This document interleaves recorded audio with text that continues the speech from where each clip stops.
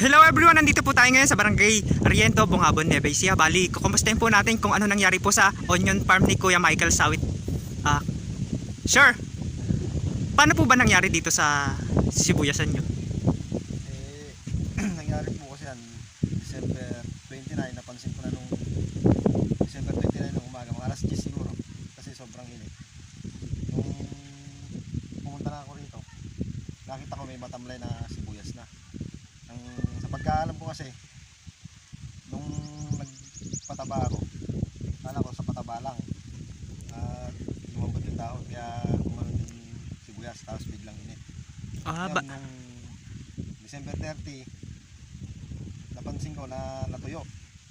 Pero hindi ko pa nasusure kasi na inisprayan ng pandamo.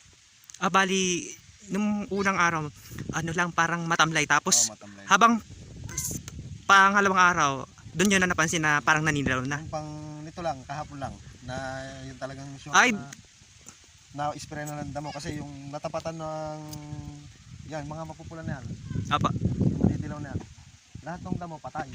Kaya yun, na-sure ko na inispray ng pandamo. Kasi kung sa pataba, lahat hindi ganyan puta-puta. Bali, ano kasi, di ba? Ano siya, isang black, tapos maganda, tapos Maganda, pangit, maganda. naging pulo-pulo po yung nangyari. Pulo. Kaya halatado na inisprayan. Oo. Di paano po yung explanation nyo dun sa boss nyo nung nalaman niya na ganyan yung nangyari sa patanim ng sibuyas?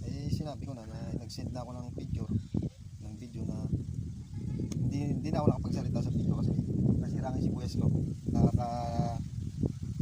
Lumo lang na makita yung sibuyas na ganyan. Maganda yung sibuyas, tapos biglang lulukuin ka lang naman pala ng kapwa mo na wala ka namang dapat hindi dyan sa halaman. Pero kuya, wag ka magagalit wala ka po bang nakaalitan? Wala naman. Bali hindi ko naman pinangungunahan yung iba na parang nainggit ganun. Yun, siguro inggit, hindi naman talaga mawala sa tao. Yun naman ang sakit ng tao talaga, inggit. Ang kinukuha ko sa kanila, subukan nila magsibuyas para maranasan nila kung anong hirap.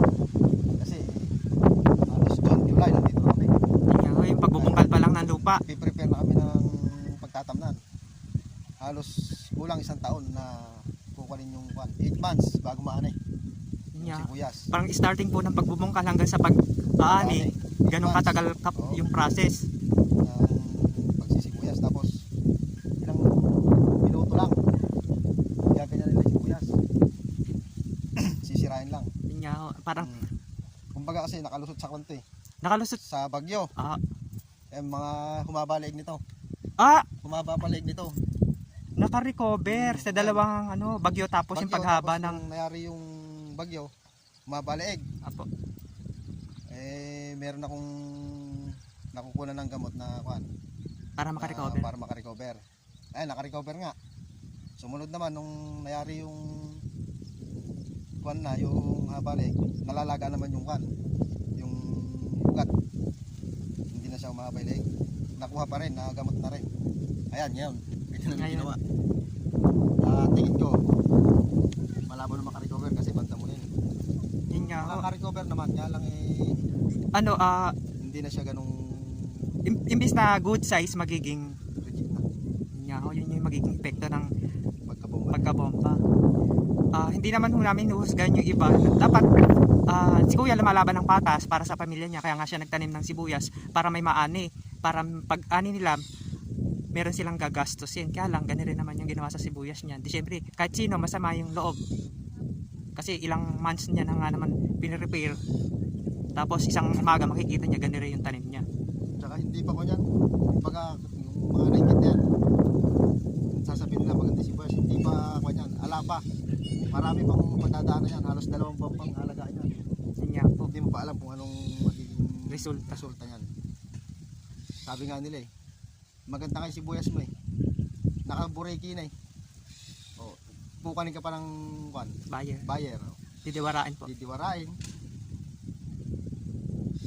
Ganun ang magsisibuyas, hindi basta kung nakita mo maganda, mahilig ka sa kapwa mo, magtanim ka rin, yun yung sabi ko.